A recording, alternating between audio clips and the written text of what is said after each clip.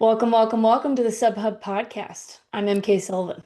Oh, Oh, wait, it's two of I them. don't say my name. Okay, Yes, yeah. let's try Just that say again. just say welcome, welcome, welcome, and then Yeah. he'll do his intro. Okay, but I still say to the SubHub podcast, right? Yeah, yeah. Yeah, yeah. Because like mine Okay, had mine includes the Steep Stuff podcast. So yeah, I do this. okay. Okay. Welcome, welcome, welcome to the SubHub podcast. What's up, guys? Welcome back to the Steep Stuff Pod.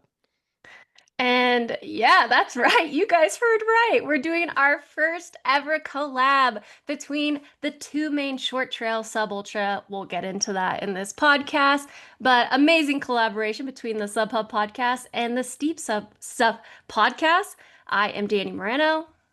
I'm MK Sullivan. And I'm James Lauriello. And yeah, I think we're all equally stoked about this. And we kind of all brainstormed and we figured this would be called the state of short trail, the state of sub ultra trail running. When I reached out to you, James, initially, how did you feel about it? Oh, I was super excited, and I gotta add one thing to what you just said too about saying short trail versus sub, which we'll get into. I had another person say to me like this week, they're like, it should be called short trail. So just to interject before we even get going, I think that's something we need to get into for sure. I'm super excited. Yeah, we'll see if we have time to try to define what all this means. But yeah, when we sat down to like take notes for this pod, I felt like we had 1 million things that we could talk about for the state of Sub Ultra. Thus far, we're about halfway through the year. So we'll try to keep it relatively not short. We're not going to keep it short realistically, but we'll keep it kind of short for you guys. The ultra podcast of sub ultra short trail podcast. Now, I'm just gonna have to say both of them at the same time. But for you guys listening, this is gonna be a two-part series. So this first part will be on one of our podcasts, and then we'll cut it off, and then you could hear the rest of our rants, geniusness, brainstorming, Hot whatever you want to takes. call hot takes, cold takes, lukewarm takes on the other podcast. So that way you get just a hit of both. And then while you're at it, if you aren't following one the other podcasts or one of them, the other, you get what I'm saying. Follow on Spotify, Apple, subscribe on YouTube, follow on Instagram, all the fun things. All All right. right. Should we start with talking about some series? I mean, most of you know who listen to our podcast, like kind of the main series in the sub ultra short trail world right now are Golden Trail, Skyrunner, WMRA, Cirque Series. UTMB's kind of in that space because we generally also cover some 50Ks on this podcast. And we just kind of want to go through and talk about some like pros, some cons, the state of these top series. Yeah, yeah, no, I gotta second that like 100%. I'm super excited to chat about like Danny, what you kind of mentioned before, maybe us each picking one, talking about it, getting into it, what series we're excited about, and maybe kind of rolling from there. I can jump on this one. I think the first one that I gotta get into is the Cirque series. Super excited about this one. This is a series that's been around for a bit now. This is their 10th anniversary. I think what Julian has been able to create with the Cirque series is this beautiful mountain classic distance, which we all love so much. This sub, damn it, I said sub. Short trail, high octane, You can still say it right super. now. I can still say. I want to almost like getting that into that like idea of saying more short trail. But anyway, back on the Cirque series, this like high octane, super hard, form of racing. And I one of the things that I wanted to add to it was just this. As you both are very familiar with it, it's just such a good entry point to the sport. Like we see 500 to 600 sometimes, athletes getting into it and being able to race these, and I think it's one of the easiest entry points into trail running. Especially here in the US. I feel like you see a lot of like US college athletes kind of finding their hold in this space at Cirque Series events. Like I feel like that's where we first kind of really heard about Christian Allen. It's where we first heard about Taylor Stack. Even Jane Mouse has like kind of made her name in some Cirque Series races. So definitely a good point about being a good entry point. Yeah, yeah, and there's a lot of crossover too. Like you said, to your point, like so many athletes who we've kind of are starting to have already made their names and starting to really make their names on some of the longer stuff like the Golden Trail Series.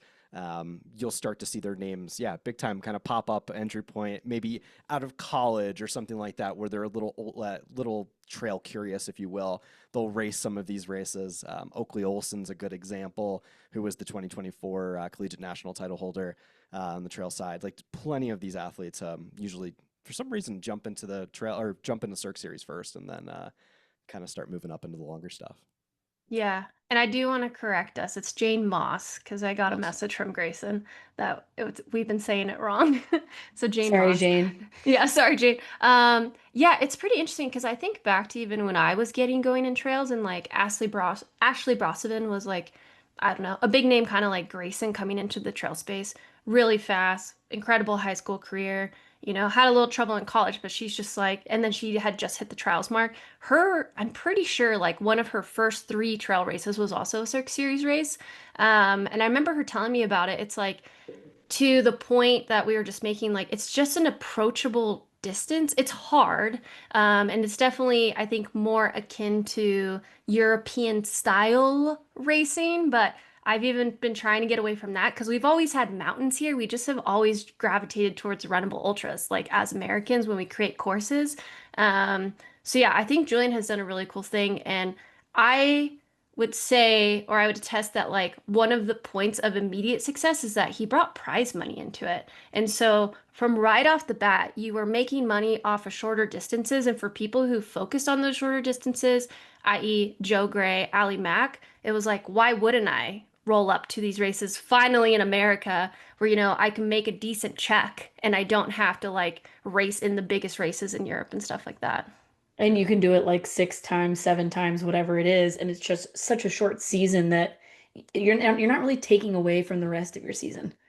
Yeah, no, definitely. The only con, I don't even know if I would call it that, is like it wasn't global, but I wouldn't even say that was a con. It was just like neutral. It's just like it was a really good North American series, and now they've gone international, Yep. which is pretty cool. The only thing I'm curious about is if they're going to keep it a cohesive series or break it into like continental series. Yeah. So the thing about going global, they went back when On was their title sponsor, and I don't want to get too in the weeds on this, but like back when On was the title sponsor, they kind of that was kind of their race in Switzerland for their title sponsor On. Now that Sportiva has kind of taken and become the title sponsor, they are it's become more North American.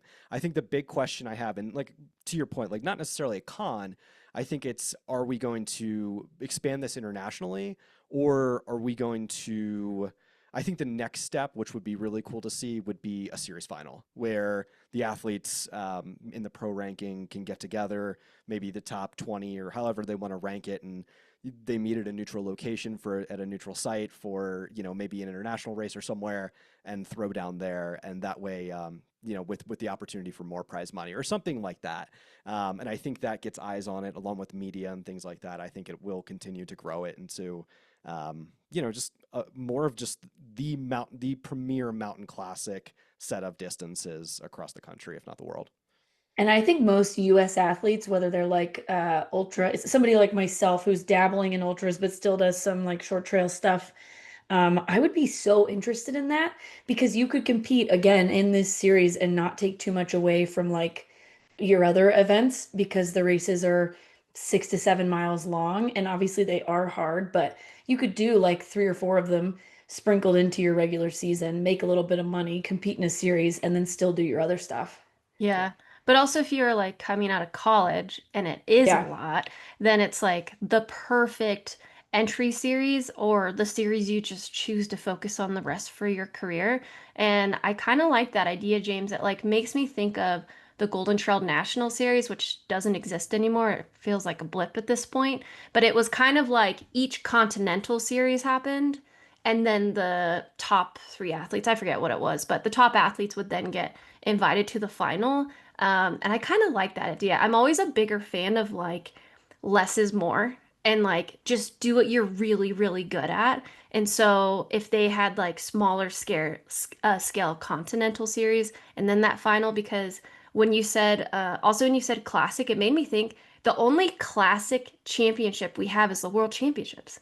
There's Yeah. no other Yeah. distance like ETC and what is it, YCC? But YCC is like the young persons. I forget what they call it, young whatever. But ETC is like kind of getting up there, but not. There's no prize money, I don't think. Yeah. No, no. Well, and Yeah, nobody's contracts are going to bonus that. Like maybe a few, but not big yeah, time. yeah. So the only classic race championship is the World Championships at this point. Yeah.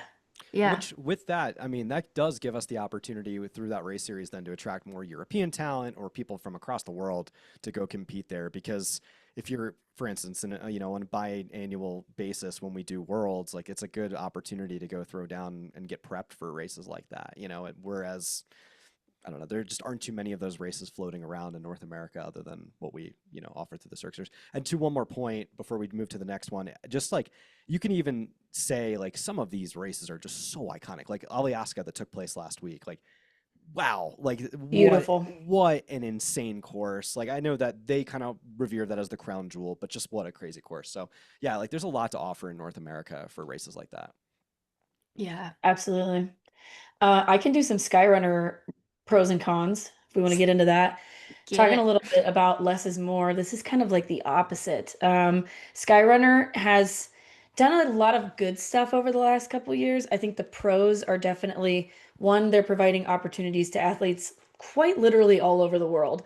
I would say the place that has the least amount of races at this point is almost like North America because we just have Minotaur, unless I'm missing a race in North America. Oh, I think there's one in Mexico Sky Oh, Mexico. and the Challenge, yeah. Mexico one, yeah, which are still so far apart. But they have a handful of races down in South America now, Asia. There's nothing in Africa, unfortunately, but still offering a lot of opportunity to athletes, offering prize money at all of these races, whether it's big or small. And then they have a pretty decent prize purse at the end of the year as well. So if you choose to focus on Skyrunner, you can make a lot of money, but you can also make a decent amount of money even if you're just going to like your local regional Skyrunner races. But in that same breath, the cons that Dani and I have talked about many times with Skyrunner is there's almost just too much. Like it's hard to invest in the series because it's like every single weekend is something you have to pay attention to, which, just as a general like consumer is hard to keep up with. But I mean, some of those courses are like crazy iconic, kind of like Cirque series, they're just like you're watching these people like run down these ridges and you're like, how does this my personal brain does not compute that. But yeah, it's a little bit too much for me at this point to keep up with, but I do appreciate the opportunities that they're providing. Yeah, I agree. I got to ask you this question, MK and Danny. Like, if we did get a U.S. Skyrunner series, or not even a series, but if we were to have a race in the United States for under the Skyrunner, um, like kind of that banner, do you think it would attract a ton of like a big audience, or do you think like would it be popular? Do you think? I think it would have to be a race that already had popularity, like the Rut or Broken Arrow, or something East Coast. I don't know. Or We just don't Colorado. have, or Colorado, yeah. We just like we don't have many like epic ridge line type stuff like that, except for outside of maybe the Rut. Yeah, Well, it's also interesting just because, like, again, the nature of trail origin in the US, a lot of people aren't exposed to that type of racing unless they seek it out. And, like, they truly are, like, into that adventure seeking. Because even as we see on the Skyrunner World Series, I mean, we also, for everyone's defense, we don't have a race in the US yet, but there's not a lot of Americans that really commit to that series right now. They mostly, because we're ultra heavy, I would say UTMB. Golden Trail's even a little sparse this year compared to previous years. Valsier Mountain World Running Cup, they're kind of starting to get in that zone of do they have too many races to where it's like hard to follow. Most of them, 90% I would say, are in Europe. Yeah. So yeah, it's kind of like viewership fatigue and not like that implanted interest. With that being said, if like Flow Track started showing cool ass clips of, runners on skylines and stuff like that, I guarantee you there would be collegiate athletes that are like, whoa, I don't want to do roads, I don't want to do track, I don't want to do ultras or like runnable stuff. I want to do that stuff. So I think it's also just like that increased, I don't know how to say, like pollination of the media. Something I was thinking about today on my ride, though, I'm like, with Skyrunner, to your point, EmKay, like, it's so great the opportunities they're giving across the board, and they truly are a global series. They're like one of the few series that have races on almost every continent. I think what they should do, potential solution, is before they launch their series calendar next year, go to their like tried and true elites, like top 30 men, top 30 women from the last couple years, put out a survey and say like of all these races, which ones would fit best into your calendar slash are you most interested in? And then they narrow down the point, like the races where you can gain points to like 6 or 8. So that way it like brings all the runners together and they could still do other races, but they're not going to get points or prize money for them. And so it's like an agreed upon schedule. And then that is like the premier Skyrunner races. So So then they're people, racing. yeah, exactly. It like brings all the competition back together. It's like comparing it to UTMB. I think UTMB works is because there's only one race that's like the final. You have the majors now, I guess now too. But like people are trying to qualify just to make that final. So it's a pretty low, what's that called? Like investment. You have Yeah. to pick one race, try and get top 3 or top 10. Whereas Skyrunner, it's like, oh my gosh, there's do you guys know how many races? Like 20 plus, It's maybe? like 24 or Yeah. something. Yeah. It's crazy. Yeah. It's a little overwhelming, like when you're trying to pick your calendar out. Yeah. Or even us as like media people trying to like last Cover year it. I Cover tried to it. cover a little bit of it and I was like, darn, It's there's hard to keep up with. a lot of races to follow Yeah. along. And But that's that'd be not, cool. yeah, no, I totally agree with you. I think the one question to not to because I know just to bring it back to the North American audience, like my question is, especially for you, Dani, as a former USA Skyrunner champion, like I would just wonder like what works and what doesn't work, like what didn't work, I guess, going along that line as to why there is no, the race dissolution, if you will, of that entity, and it's not like really like present anymore. And if we were to bring it back, like what would that look like, kind of thing? I think that's more of a question. You can It's open funny ended. when you say that. It almost sounds like a made up title at this point. It's like, no, I swear, I was the US skyrunning champion. I think for me at that point, I was so young in my career, and all the races in the calendar were like pretty short. Like they were like 20Ks. It was Broken Arrow, Audi Power of Four. There was like a final in Texas that I did. Oh yeah, Franklin Mountains. Yeah, yeah, Yes, yes, yes. yeah. Franklin Mountains. I forget what the other couple were, but those were the ones that I did. And so for me in my career, that was like the only option. Cirque didn't exist and Golden Trail didn't exist. And so admittedly, when those came into play and Skyrunner just died in the US, I was like, well, that's obviously the next option for me. Interesting. Yeah. So I think you need to pitch it as like, I don't know. I don't know, actually. I'd have to think about it. But that's Skyrunner. Yeah. So, little teeter-tottered. Yeah, I think we all like we want to see it succeed.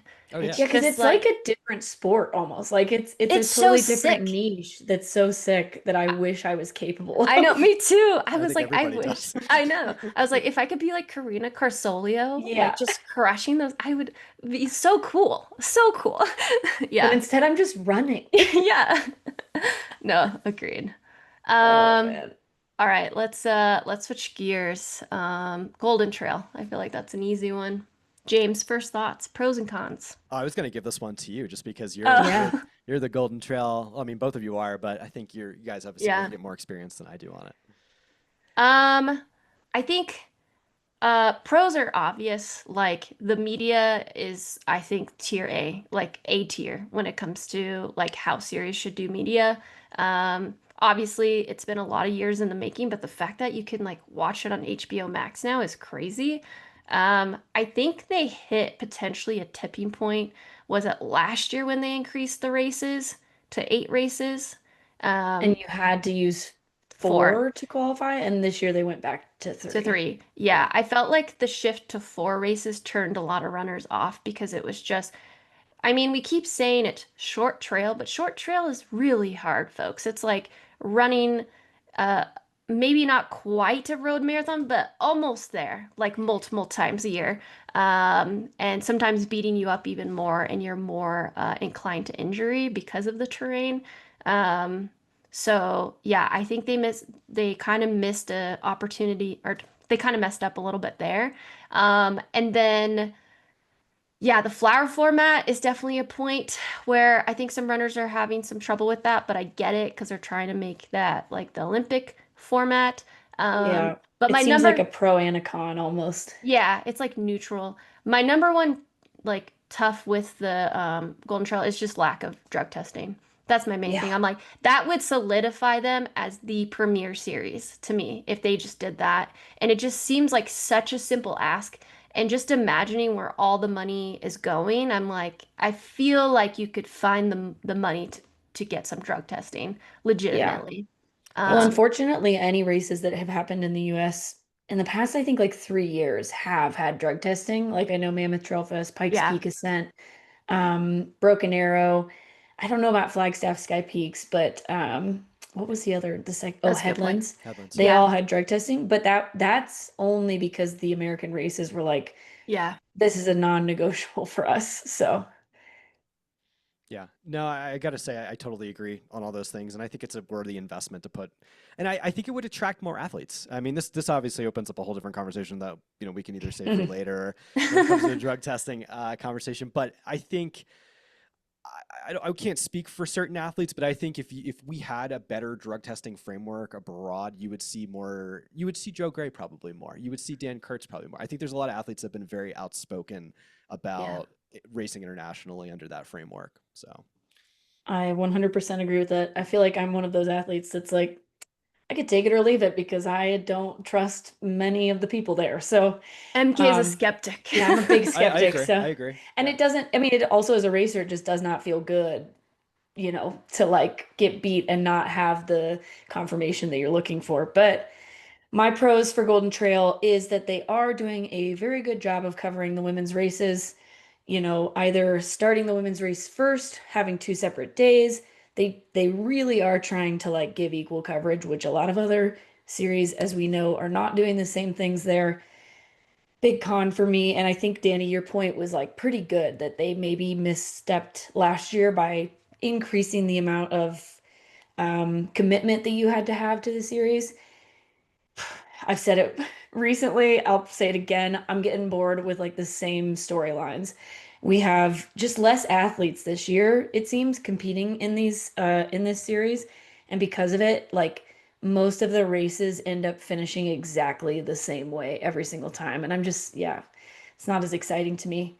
So, Can we, I mean, on that topic, you're right. I think, and we've kind of addressed this offline. We've kind of discussed it a little bit, and I'll watch my wording here, but I think the, it seems a little top heavy this year and maybe a little less deep in yeah, certain things. Do we attribute that because it's a world's year? Do we think it's because it's like the UTMB effect? Like, what do you guys think? I I think it's mostly UTMB effect, but I think that the World's Year does play some part. Yeah. My gut leans towards the UTMB effect. Yeah. Um, but it's just so interesting because the years that I was in Golden Trail, so 21, 22, partially 23, I just kind of jumped in at Mammoth Trail Fest, the 23. Each year there was like a new superstar.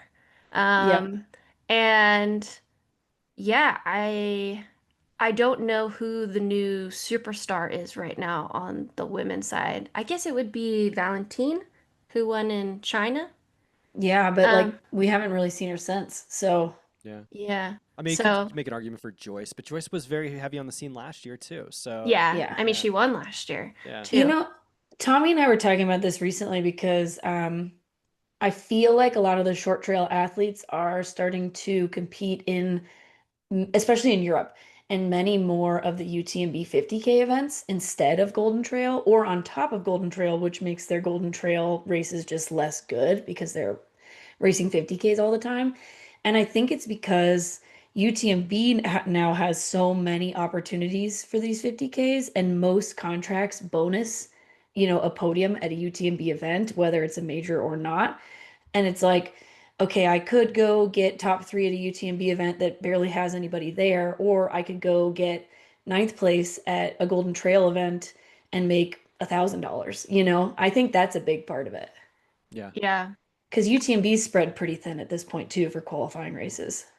Yeah, yeah, which we'll get into that in a Yeah. second. Um, but yeah, I think my potential solution, which does require more money, and I know Golden Trail has tried to source, yeah, outsource another sponsor because Solomon has been like the top tier sponsor and just like try to make an effort because they had Cetus. I don't know if Cetus still is a sponsor. NAC was a couple of years ago. I want to say, don't quote me on that. Cetus for sure was, but like I don't know if they still are. And so I don't know if Solomon is just playing the Monopoly game and being like, no, we're it, that's all. Or if Golden Trail can try and get, like, I don't know if they're making money off of this the live streaming or if they paid for that. I don't know how that money works. But, anyways, both of these require money. Number one, drug testing at all the races, not the US races. Thanks for correcting me And on that definitely the earlier. final. And definitely the final, top 10. Like, Top 10 at the final. Yeah. yeah. And then my second one is like pay stipends to athletes to compete or be in the series. Appearance fees. Yeah, to like Appearance be there fees. the whole time. Yep. Exactly. And I think that will balance out the money that athletes are seeing, like they could potentially make at UTMB.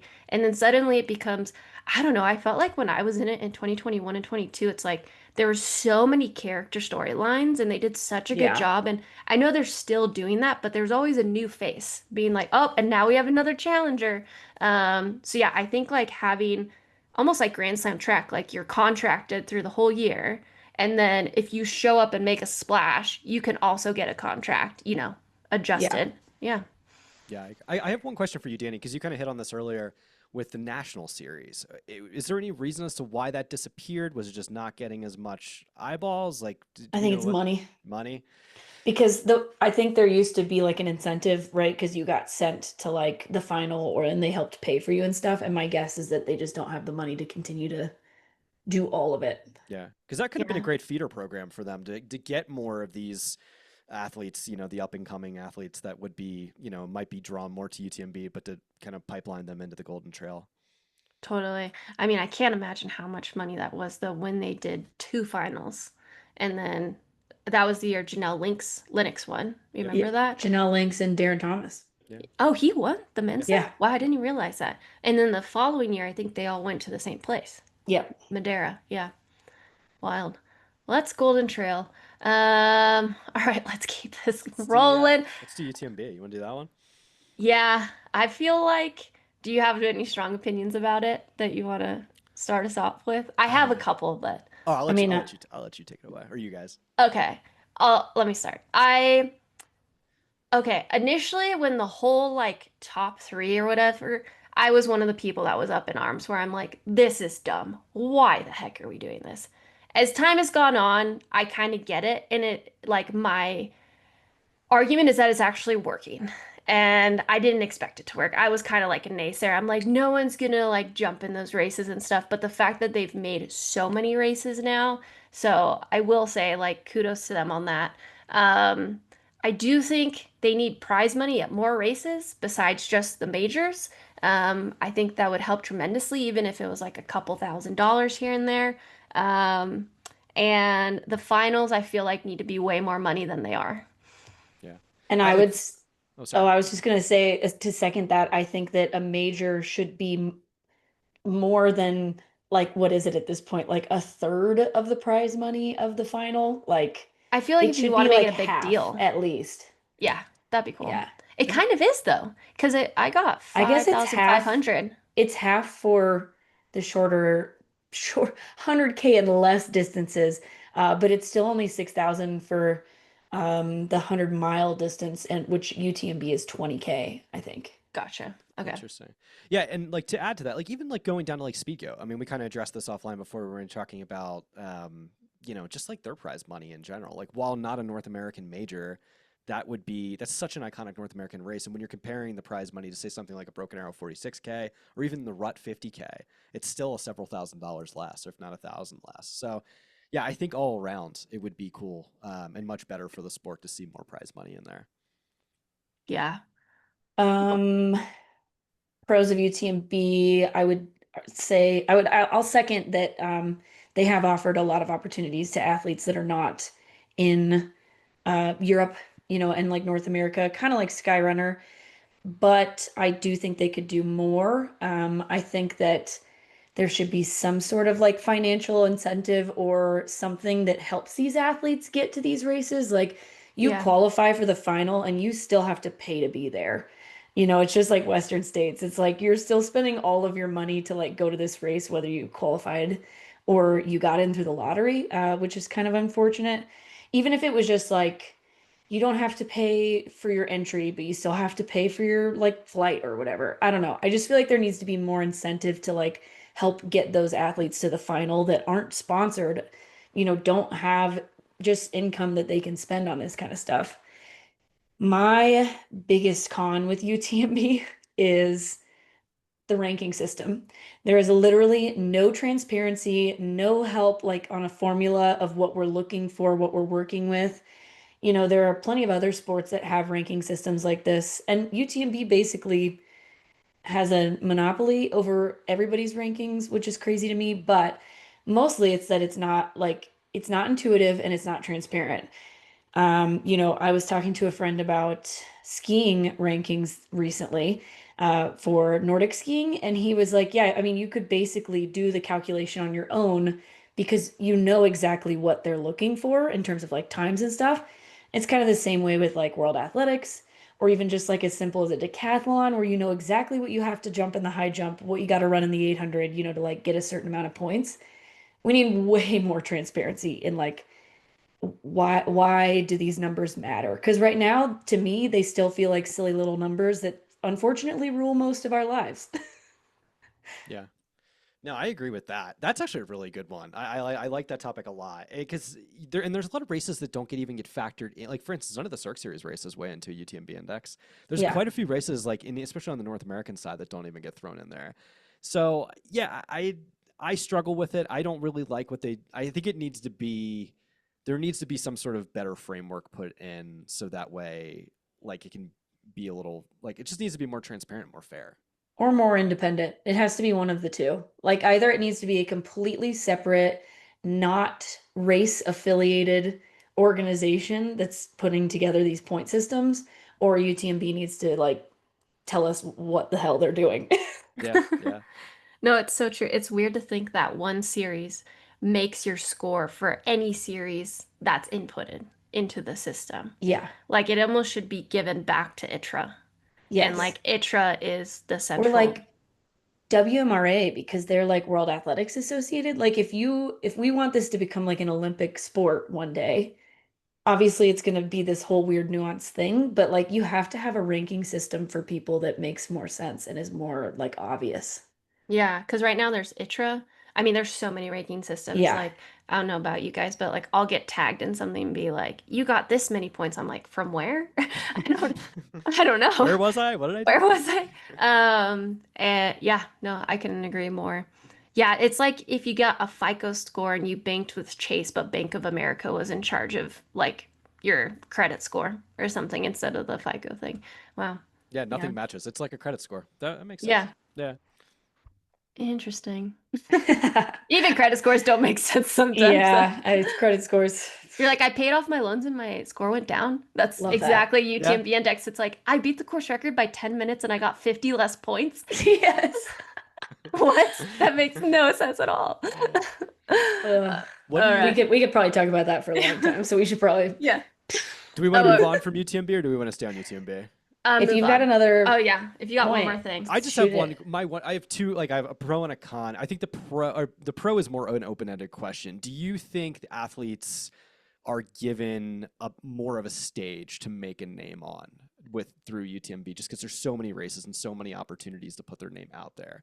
Do you guys think so or no? It's more just like a The question. regular series or the final? Whatever, could be anything. I just think it's as an opportunity for an athlete to be able to go overseas. Let's say they're racing Andorra, or let's say they're racing something like that. Like I keep coming back to Oh, his name escapes me. There was an American athlete from Salt Lake that went over a couple years ago, and no one knew really who he was. And he goes and wins UTMB Andorra, and then gets a shoe contract with Norda. And I just think that Wow. there is opportunities for is there opportunities for these athletes to continue to build their name and build their likeness for people to get an idea of who they are through having so many races. Whereas those opportunities might not have been there had UTMB been lesser or something like that. I don't know. You guys, Yeah, it's super interesting because like when I look at the UTMB social media versus the Skyrunner social media, I'm getting like as many reels, photos, media things in UTMB. And so what's it called? But for some reason, I don't feel so over and dated, but maybe it's because I know a name usually in every race because they're so spread out. Um, that's a really good point. I haven't thought about that. For sure, the final, but that's kind of like what came first, the chicken or the egg? Like, was it that UTMB existed, or is it the fact that all the sponsors were like, we all choose that one, you know? yeah, And to your point, like, I do think there are certain UTMB events that we were talking about with Skyrunner. Like, if there was going to be a North American Skyrunner race, but it's already a race that like has history and is iconic, it's probably going to be successful. So, like with UTMB having Lauriello, Lauriello was already a thing before UTMB, and so it's going to be successful. Western States, I always forget it's a UTMB race, but what Western States will forever be, its thing. So if it's already iconic and then they slap their Yeah. name on it, then I think if you win it, like people know. That's interesting about that guy that you heard of though, because I have not heard of an athlete like his name is winning at it's fifth. gonna drive me crazy. He was just supposed to race Speed Goat too and didn't show. I'm sorry to guy No, No, it's you're good. okay. whoever. Yeah. No, it's Yeah, super. I would It'll agree that come to me later. if it's a race that already has like notoriety, like even Canyon's 50K has become such a like a big name race because it's attached to UTMB, but also a golden ticket race. Like, it already had the notoriety. So if you win Canyon's 50K now, it's like a big deal. Whereas like maybe even 2, 3 years ago, it wouldn't have been. Yeah. Yeah, but I think it depends on the race. I know it was a major 2 years ago too, or one Yeah, year ago. And then 1 year ago. the only con I have is monopolization, which we Ugh, don't have to dive too deep into because that's a whole nother podcast. Um, I yeah, feel it. I mean, that's the index, right? Like Yeah. how? But yeah, I Yeah. would agree with that. Yeah, UTMB is still, I don't know. It's like I do applaud them for listening to athletes. They do leverage PTRA a lot, which they weren't doing, and so they made an effort there. It's just interesting to see where they choose to like allocate their energy and not. It's like, okay, you're intaking or getting opinions from PTRA, but you can't fix the scores that define our world rankings and for our sponsors. Like let's kind of even separate. this out. Yeah, Yeah. yeah. No, I agree. All right, last but not least, because it's kind of the OG short trail series is WMRA Valsier Mountain Cup. Or I think it's just the Valsier Mountain Running Cup. And then when it's a world championship year, then you have the WMRA World Championships. Um, I just feel like it's so hard because it just is always there, but it's never quite, it hasn't caught up like on the media side, which sucks because there's a lot of really Really good historic, It's races. amazing. insane Yeah, races. And they do like photos and stuff, but I think if they just had like an allocated camera team, kind of like every other series does, or contracted some media people, like it could really be big, kind of like the Cirque series. It's not quite different enough yet. yeah. Yeah. And I don't know, the prize money doesn't compare to the other series either. Yeah. No.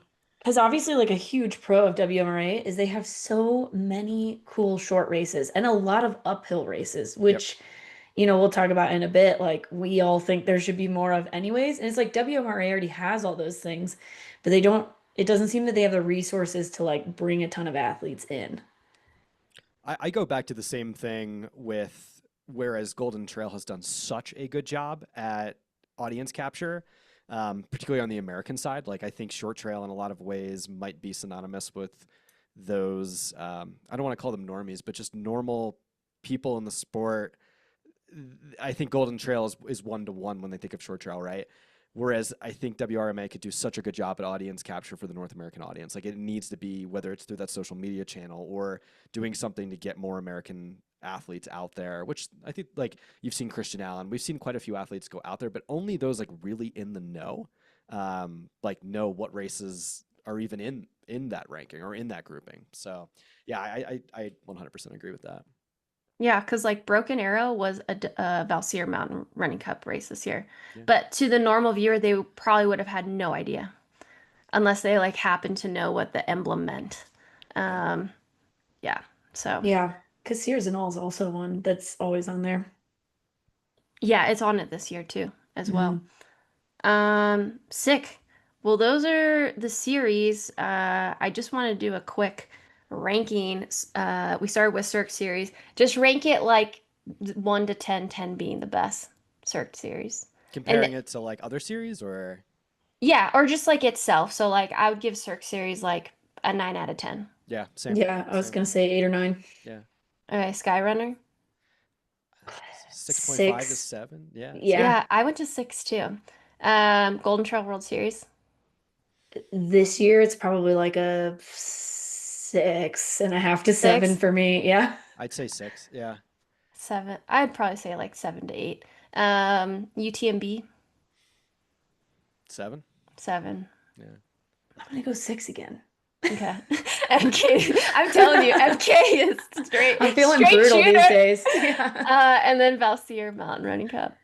Unfortunately, it's like a 5. I would agree with that. 5. Yeah. And it's only just because like I just wish there was no more name recognition there Yeah. for worldwide athletes.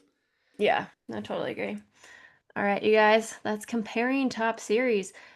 This is kind of a runoff topic, but all of us agree synonymously. Is that the right word? Did I use that right? No. I Is d- that even a word? Unanimously. Unanimously. I was like trying to Thank figure, you. I almost said What I am I anonymously. almost said doing? synonymously. Unanimously. We're Agree. adults and we We're have adults. brains. Yeah. There should be more VKs.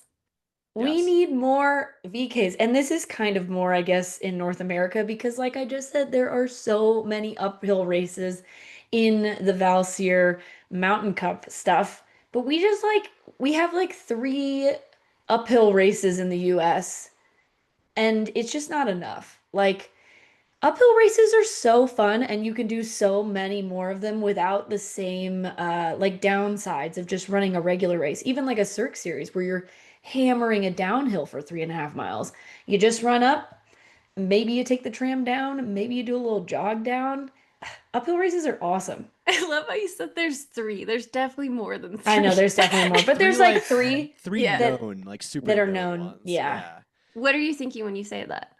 Broken Broken Arrows. Arrow, Yeah. the Rut, Mammoth Trail Fest now has Dragon's Back. Is there Okay. another one that I'm Are we missing? including like is this more VK or is this more just Just uphill? ascents, VK because it's VK hard to uphill. find VKs in the Because US. like Yeah, you could Mount argue, Washington, Loon Oh, Mountain. Mount Washington and Loon Mountain. yeah, So 5. But Iconic. those are not like they're not popular enough. They should be more popular, you know? But Like we need a they're series so or something. historic I though. Like know. I get what you're saying, but they have a lot of history to Yes. discuss, yeah. yeah. Yeah. I mean, you could throw even Pikes Peak in there because it's an Yeah. uphill.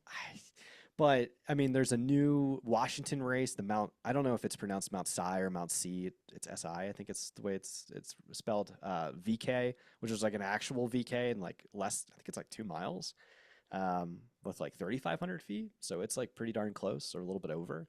Um, yeah, I don't know. We just need. I think Colorado is a difficult place. The only place you could put one, in my opinion, is probably Telluride. If anyone Okay. wants to create a race, problem is our altitude is a little too high, and most of the ski resorts start high. So there's only really 2,000 to 2,400 feet of vertical.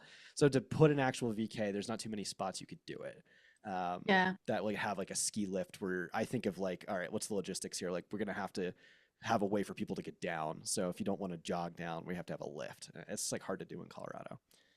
No, I get that. Because there's the Vail uphill climb as well, but Yeah. that's not like a true VK. Yeah. Aspen used to have a VK and they got rid of it. I think it was called America's Uphill.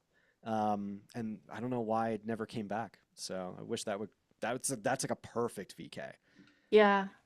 I feel like there's an opportunity for somebody, maybe us, maybe somebody else, to do like a continental uphill where it's like each state has, I mean, I feel bad. That would be Oklahoma, so some, fun. but like have maybe regions. We'll say regions. So we don't need to, call out that Iowa probably doesn't have a huge hill, but like, west, northwest, kind of like Golden Trail did with those segments during COVID, like each region. And so you have three uphill races. Don't get crazy with it. And you can qualify for a final somewhere. And maybe that's Pikes Peak, Yeah, I because was it's gonna say it's in the what. center, it's in the fall. You can do all these in the summer. Yeah. That would be sick. That's the answer. We There you solved go. it. There you go. We solved it. I like that. And I like Pikes Peak being the final as well. Yeah, it's in a central location, great airport. Yeah, and it's slightly longer, so you can like do a bunch of short races beforehand. Yeah. No, I think the VK or just the uphill races in general. My question is like just throwing this out there is popularity. Like Broken Arrow, I feel like has really like smashed the mold of like it's gotten that they've made the Ascent slash VK so popular now. Yeah. Like just that specifically, and I think maybe I wonder if that's had spillover effects to the rut and maybe some other vertical races across the country. I just my question is audience capture. Like I think if we were to tell a really good story and there was really good stories to be told around it, it could catch a lot of I don't know because it's like a track meet. It's so hard and so fast, and I think people don't really understand like just how difficult it actually is if you're like really actually going hard at it. Um, that there's this is a challenge within a challenge, right? So I don't know. It could be like some really good storytelling and hopefully catch some like eyes. Be I kind of cool. couldn't agree more. Again, those heart rate straps, test everyone's VO2 max like a month out. Yeah. But yeah, I think the storytelling for sure would be huge. Well, and I don't know, because I hopped off for a second, if you guys talked at all about accessibility. Yeah. Like, We didn't. I mean, the VK is like the shortest possible like thing that we can provide. And yes, it is kind of longer in terms of time, but if you are looking at these three options that you have for like Broken Arrow, for example, you have to run 27 miles, you have to run 14 miles, or you have to run 3.5. And if you're somebody new to the sport, like looking at an ascent like that, it's like it is steep, it is going to be hard, but it's only 3.5 miles. I can manage that. Yeah, a lot more approachable. So we just need more VKs. I'm not Yeah. saying we need to bring them back. They already exist. Just gotta put a fancy bow on them. I think the Northeast actually might be an untapped spot. And the only reason I say that is I just got back from New Hampshire and Vermont and was playing around in the mountains out there. And the only stark realization is just like I found like everything's a little bit strangely steeper, more technical, and there's just more vertical relief to be able to get to 3,000 feet, if you will, like from I just think of like a ski resort, right? That's where most of Yeah. these are held in general. Um, as far as presenting opportunity, there's just like ski resorts are a dime a dozen out there. They're everywhere. So just to have those abilities or the ability to do that versus like some of the more Western states, it might be a little harder. So yeah, I think the Northeast might be a for anyone interested in starting. This could be an I would opportunity to agree. yeah. Yeah, and if you haven't already, check out Loon. Loon is a classic, iconic, historic. I just wish, Crawling up a mountain. yeah, but like to your point, like more storytelling. Like, give me a documentary about the Loon Mountain Race. Yeah. I would eat that up. Shout out Eat it up. Tom Hooper. Shout out, yeah. Amazing. Um, all right. One Evolution. Oh, one go thing ahead. no, I think one thing I just wanted to get back to that and I don't want to go too far back, but one thing that we glossed over when we were talking about top series was Olympics. And I know MK kind of brought it up Mm. in one part. I just am so curious to get your guys' take on this. I like I said, I don't want to go down a super big rabbit hole. I'm just like out of both just being professional, like as athletes in the sport, like what do you guys think as far as like this becoming an Olympic sport? I think unfortunately it does have to be this format that they're talking about now, where it's like the flower format, or like what mountain biking has become, where they just do like four, it's like 4 or 5 mile loops or whatever, because it's easier to make it accessible for like TV and stuff. But I wish that it was like what World Championships format is, because I think that that's like I really do think that they've kind of nailed it with the classic, the VK, the short trail and the long trail. And I think it covers the sport really well because as we all know, like ultra and short trail are almost two different sports, like but trying to bring them together in some way. Um, so I wish that there was more talk about doing it that way instead of like just having this like short 40-minute like trail race. Because it's cool, but it just, I don't know, it doesn't encompass the whole sport. Yeah. And I will add on that. I feel like we are in a space now where I would maybe compare it to, in cycling, they have the Olympics, but they have the Tour de France. And the Right. Tour de France is still the crown jewel. So I think it's just like with the sport in the spirit of it, I think a win at, any of the Chamonix races, and then like Western states or just Zagama, Sierras and all, that will always be probably top of resume. And the Olympics will like just go alongside of it. It won't like trump it, essentially. And I think that's the same with like tennis. Like tennis is in the Olympics. I don't know who won the Olympics in tennis, but like Wimbledon just happened. And that whoever won that, I forget who it was on both sides, but like they are cemented in history forever. So I kind of feel like it'll have that sentiment.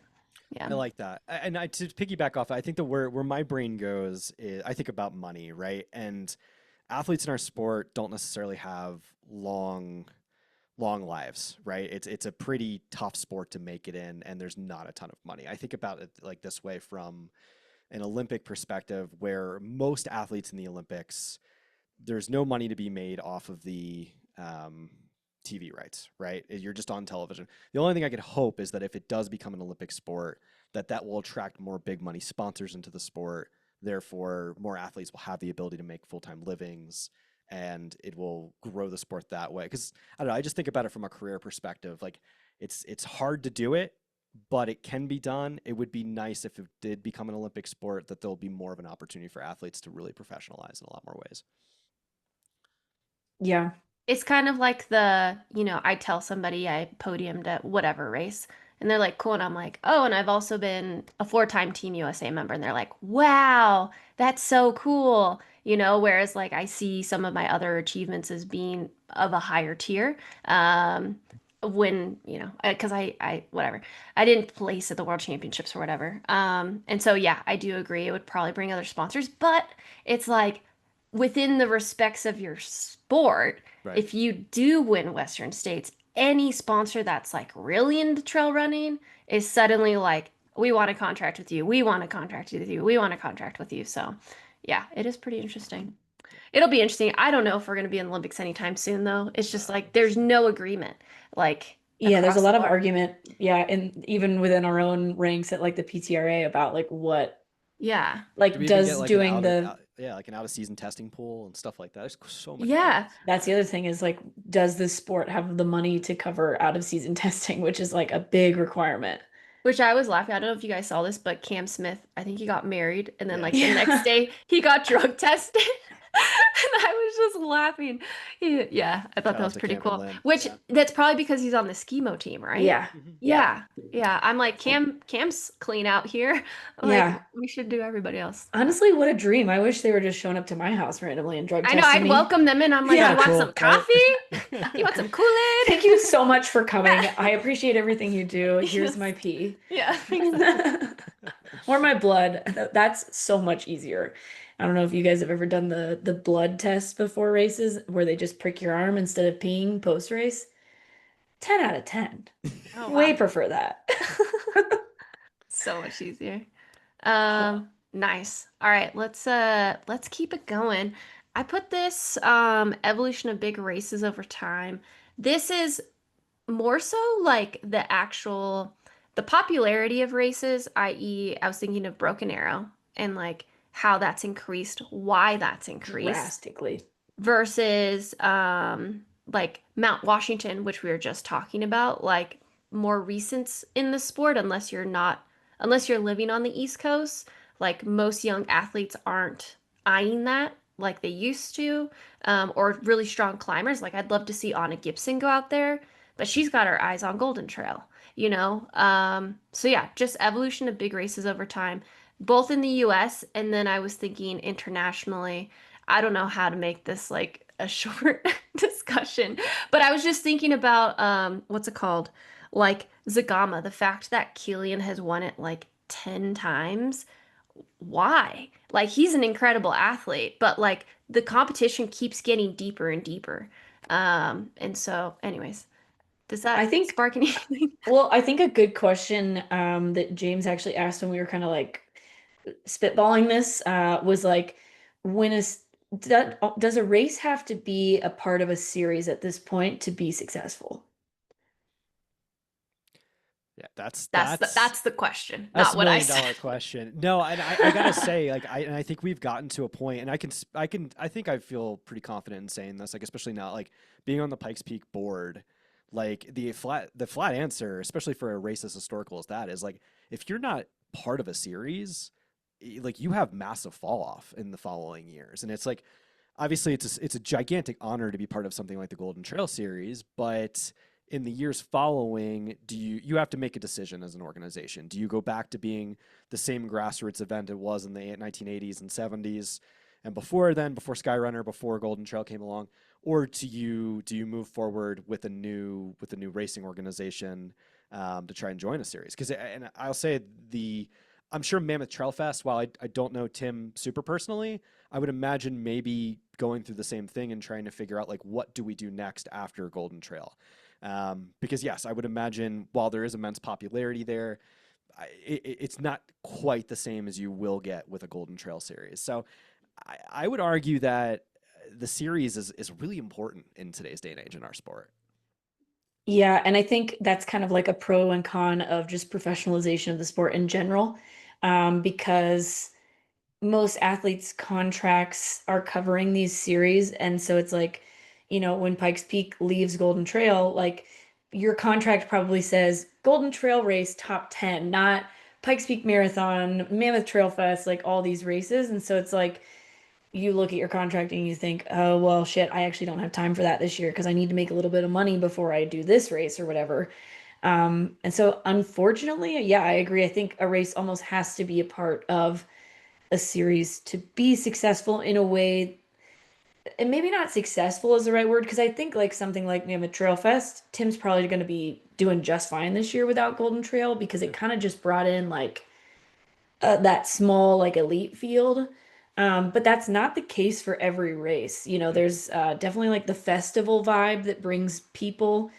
I think races that aren't as much of a festival vibe, like Pikes Peak Marathon and Ascent type stuff, suffer once they don't have this series attached to them. Yeah. And Yes. Oh, sorry. sorry. No, Danny, you go. Yeah, something interesting that I was thinking about is like Mammoth Trail Fest, their inaugural year, they're part of Golden Trail World Series. And so It I'm was the looking at, second year, actually. oh, that's right, because you Yeah. were a champion the first Yeah. year. Yeah. I've won all three. Oh So my goodness. Oh, yes, I forgot about that. Amazing. But I was just looking at their website and they have wait lists for all the races. And so it was like a marketing opportunity, like a not paid for, but it's interesting to have a race, it be a series like right off the bat versus already pre-existing, but creating its I DNA and then a series coming to it. Sorry, go but ahead. I would argue that that is more of the festival thing, right? Like I think that there's Yeah. something about the Trail Fest, the Mammoth or the Broken Arrow weekend that brings in so much more community than other races Yep. Yep. in the Yeah. US that makes them almost like immune to that Yeah. like fall off. Yeah. And And I could be also, wrong, but No, I think and you're right. Sorry. yeah. Oh, sorry. We're all like getting really excited about this one. But also it's like in SoCal, because Mammoth is 5 hours from LA, roughly 5 to 6 hours. We don't have a ton of, like you're saying, races like this. It's Broken Arrow and Mammoth Trail Fest. The likelihood of you getting to Broken Arrow is getting less and less each year. And so if I was a person who's like, I want to go to the mountains this summer in California, you have all of SoCal, the whole central coast as well. It's like I would sign up for Mammoth Trail Fest if I didn't get into Broken Arrow. So maybe geography as well. Yeah, I think so. And to MK's point, like I think that the Broken Arrow effect, Brandon, what he's done to create such a powerful weekend and something that it's like such a like something you want to bring your family to. You know, it's not just like athletes going out now, it's athletes bringing their whole family and enjoying that weekend. And like, I think they've become immune to like whether Golden Trail Series sticks around with them or not. I think there's no, like, it doesn't even matter for them. Yeah. And I think Tim's done a damn good job too. And the reason I said that is like now with the 200-mile race he's rolling out, he just announced Kraft as a new sponsor. Like, I think they've gotten very creative. And I think that festival weekends, because we talk about this internally at Pikes all the time. I'm just like, look at what they've been able to create. I think everything that they do is just really, really thought through, very class act, very professional. I don't know. To me, I think that race will be around for a very long time. Like, I think what they've created doesn't need something like the Golden Trail Series or something like that. But you look at like Mount Washington, which is a kind of, I don't want to say like it's become significantly smaller over the years. It tracks up front some really talented athletes, but it's without those athletes, without some of the fields that it tracks, it's not necessarily what it used to be, you It know? doesn't have So the depth. does not. And I think that's a shame. You know, even Mount Marathon, I think like Mount Marathon is kind of its own thing and is not necessarily like immune to this, but what they've been able to create in that town of Seward, just their system that they have with that community, is something that is a great example of doesn't really need a series or anything just because it's just so special and so unique and different. Well, and maybe that's the key is that if you have to like work with the region or like the city or whatever it happens to be. Because I think about Sears and All, and Sears and All is iconic because it is so like such a big part of the community there. Like they have, I think, three or four different sections. You have like walkers, you have, joggers. I don't remember what they call them, but there's like three different sections, and pretty much everyone that lives in that area has been completing the race in some shape or form for years. Like you go there and there's still like Sears and All trail signs all the way up, on it and stuff. And I think about Mammoth Trail Fest. I think about Broken Arrow. Like they've done a really good job of working with the community that they're in to like create this space for the race where it like benefits the whole community instead of just being like some random race. So maybe that's the key is like opening, yeah, community and bringing that into it. Because Zagama, I imagine, is a very similar way as well. Oh yeah. I mean, there's people that grow up cheering, Yeah, hiking the course. They have pamphlets with like little kids out there, like little soccer teams, yeah. like this is their team event that they like cheer on runners. They don't Um, need a series because they yeah, have community and like support in that way. And that's yeah. what you want to see. Like this is what I envision. Like I want to see more American mountain running where you have something like a Zagama or a series and all where we have more people just on course with cowbells and like cheering and just getting so excited. Just more fans. I think that's the $1 million question is like how do we just create more fans from these communities?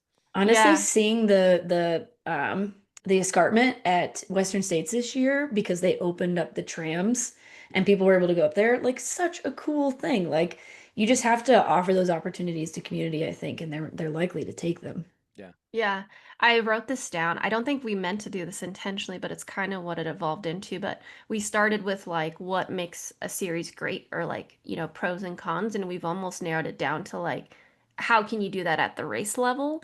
And like basically what makes a race great, what makes it iconic, so much that it like it can live with or without a series. So yeah, it's just super interesting. I almost like think too though what with Pikes Peak, when I think of Pikes Peak, granted I'm looking at it from a lens of a professional runner. What to me made it iconic is the impossible records. The impossible records that could not be broken. I mean, the women's record still stands by Kim Dobson. And so having such a high tier athlete like Remy Bonnet, like that's my project. I think that even brought even more like new eyes to it and being like, what's this record that Remy's trying to beat?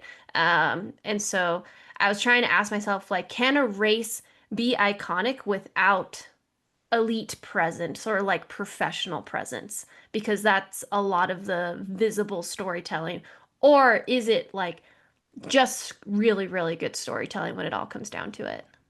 I think storytelling, I think a compelling course, I think a really compelling course is so important. But I think the storytelling thing too, because it just like Remy Bonnet came there, and not only did he break the record the second year, but he also broke like lowered his incline record and just added to the mythos of like who this Swiss runner is. So yeah, I think there's so many cool opportunities for storytelling around these races. And this goes to an even like bigger conversation of what does ultra do, I think, so much better than short trail, and they do a really good job of telling the stories around the athletes around these races. And I think that's where like I personally need to step up and want to step up, and I want to see others as well, because like doing more videos and having those conversations around these athletes, like telling more of the stories of like who these athletes are pre-race, and just getting more into the suffering and things like that.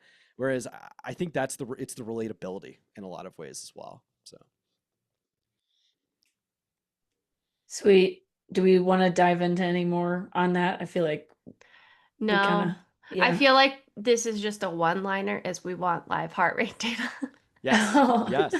Just races in general. We just VK think that'd be series with live heart heart rate. rate. Yeah. Yes. Yeah. Garmin could be a sponsor or Sunto. There you go. There you go. We want live heart rate data. We want, yeah, some sort of like, I mean, I want this on the tour too. Like Tommy and I are like, where are the watts? Show us the watts. And it's like, they're never going to show us their watts because that's like their main weapon, Like, but oh, it would be so fun to watch like a VK with just like somebody's like Remy. I would love to see Remy's heart rate data for the Pikes Peak ascent record. Oh yeah. Yeah. Ugh. I mean, it might, yeah, I don't know Not if it's on available. his I've Strava. looked I've looked for it. Oh Oh, yeah, okay. no, Not I'm available. sure he's hidden that deep It's in his like chest. 120. He was Yeah. sandbagging that day. I love it. Oh gosh. All right. One Do we question I want do have that we didn't get to yet, and MK, you added this in the chat: short trail versus Oh sub yeah. ultra conversation. I feel like this should close out part one. Okay. Like, we also yeah. have equipment. All right, let's do equipment, and then we'll close out part one with short trail Okay. versus sub ultra. Okay, yeah. Uh, I Uh, don't I don't know that I have much of an opinion on this. So if you guys do feel strongly about anything. I don't feel strongly. I'll just call what it is. MK and I have been called out for our podcast being called the SubHub, but just Oh in yeah. general, it has been brought up more recently than not, whether or not we should call this distance of racing, i.e., anything under a 42K, because anything beyond a marathon distance is considered an ultra. Um, and in Europe, they call it short trail. In the US, I was always, from when I entered the sport 8 years ago, was told it was sub ultra. But there's this perspective that using the word sub means that it's less than in a negative connotation, when uh, in just vernacular and common, It's less it's than just a in word. distance. Yeah, it's like the sub 2 hour marathon. Like there's nothing negative about that. It's defining what's possible and impossible for human physiology over the marathon distance, which is exciting. The sub 4 project was recent with Faith Kipyegon in the mile to try and become the first woman to break 4 minutes in the mile. So in those cases, people are like super fired up. But yeah, there's just of opinions whether we should be calling it short trail instead of it being less than ultra. Yeah. Yeah, So James, no what were opinion. your That I was thoughts? just trying to provide details. I'm gonna Yeah. give a shout out to Noah Williams who called me out on this recently. We were chatting about it. I wouldn't say called me out, but we had a very constructive conversation about. Yeah, he Good way brought to up put it. Yeah. yeah, he brought up the same thing. He's like, dude, like in America, why do we call it sub ultra? He's like, and his take was we do it to separate from ultra. It's two separate things, yada yada yada. Whereas obviously in Europe, it's called short trail. I, for one, want to start the movement back of calling it short trail. I think it's just such a better way of conveying the stories, conveying the conversation. Not that sub isn't great. I'm fine with that. I just think it's a better way of saying it, in my opinion. I don't know. But like like you guys have SubHub in your name. I literally I talk about sub ultra all the time, so it's like, it's synonymous. And it's synonymous with thing. I don't know. What do you Do you guys think? think do you think your shout out to Noah, yes. Um Do you think when you're thinking about storytelling, why is it like if someone has never heard of the sport of trail running and you're explaining it to them, you just feel like it would be easier to explain it? I think a little bit. I also like it comes back to the conversation like Noah brought up to me, and it's like this was his agree, and I really do agree with this. A lot of the reason we might say it or where this was adopted was the separation from ultra running, right? Where ultra running has captivated audiences more so in North America. Like I think the larger fan base, if anything, is more attracted to the ultra running, the longer stuff, Oh as yeah. opposed to the lesser. And not even saying lesser distances. And I think it's up to us to like figure out like, okay, maybe short trail storytelling is easier conversation, and it separates it from ultra even more, and it provides more separation from that as opposed to saying sub ultra. Um, So do you think Ultra should be rebranded as Long Trail? I think so.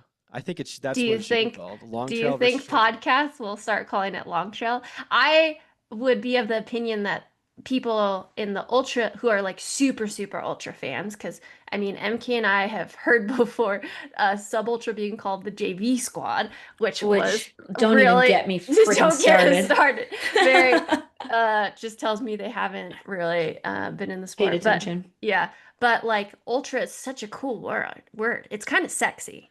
Yeah, Like, it's catchy. it's Yeah. like mega, it's huge, it's ultra.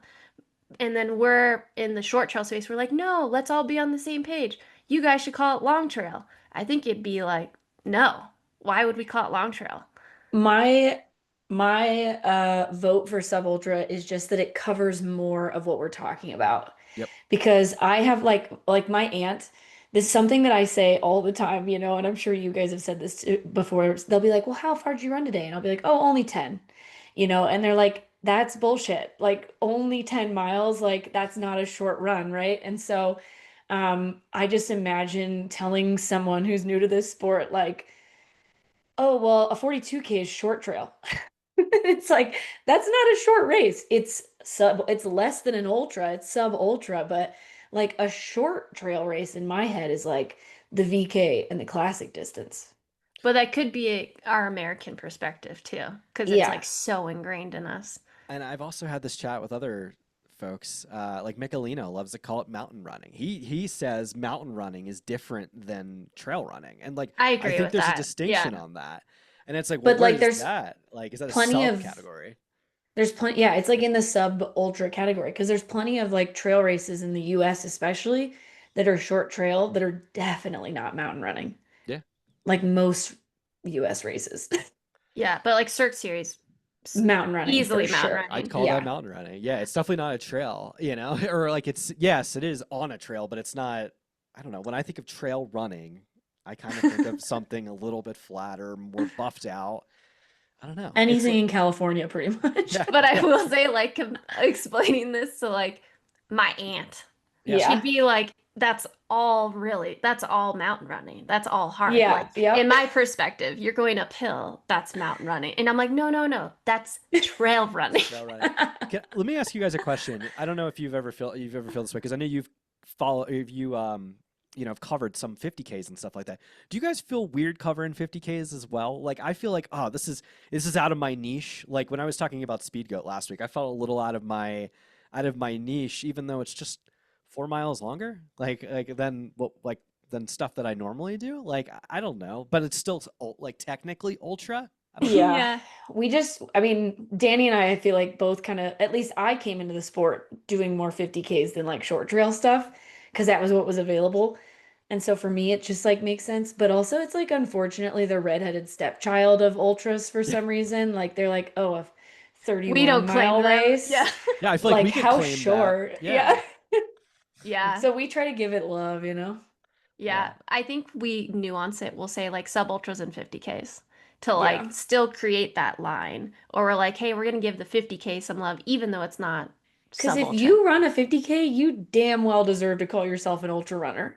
Oh, for sure. Those things are so hard. Yeah. But yeah, that's a good way to put it. It's kind of yeah, it's such an interesting distance that no one wants to claim, even though it's great. It's such a Yeah. great distance. It has its own like level of storytelling, different from Golden Trail, Cirque Series, and stuff like that. So But maybe our sport, sorry, I was just gonna say no, go for it. maybe our sport, do we have an identity crisis then with our We sport? Because do. we That's don't what it know, is. Definitely. we don't know like what we are yet. What am I? I don't know. Yeah. No, I agree. I'm just like of that space that like what's it called when it comes to words, like emotions tied to a word is based on an individual's life experiences and perspectives. You know, like a word is just a word until you have an experience with it. And so like the word sub is like so neutral to me. It truly means less than. But like people being like taking it as like a shot to their ego, like, oh, I'm less than something else. It's like, no, less is more sometimes. Like, literally, that's one of the best mantras in life. Um, that's all to say, I don't feel, while it seems like I'm defending Sub Ultra, I see, like, what's it called? The benefits of Either both. way. Either Yeah. way. Yeah, Yeah. I think Yeah. to your point, James, it's like maybe we all should just have like a big group meeting and like, how are we going to define this? Because we don't know. Yeah. And let's just all be on the same page. So not to confuse audiences too, because our sport is already so confusing to like a person coming in. I mean, I was confused for like 5 years. I'm still I'm confused. still confused Same, actually. same. Well, and the thing is too is like even if we do become an Olympic sport, like every like sub ultra in general is probably like one of our disciplines is probably going to be the one that gets It's there. probably Totally. just like classic. Like Yeah. just classic mountain racing is probably what will make the cut. And So that is short trail or that's short true. mountain. Yeah. What?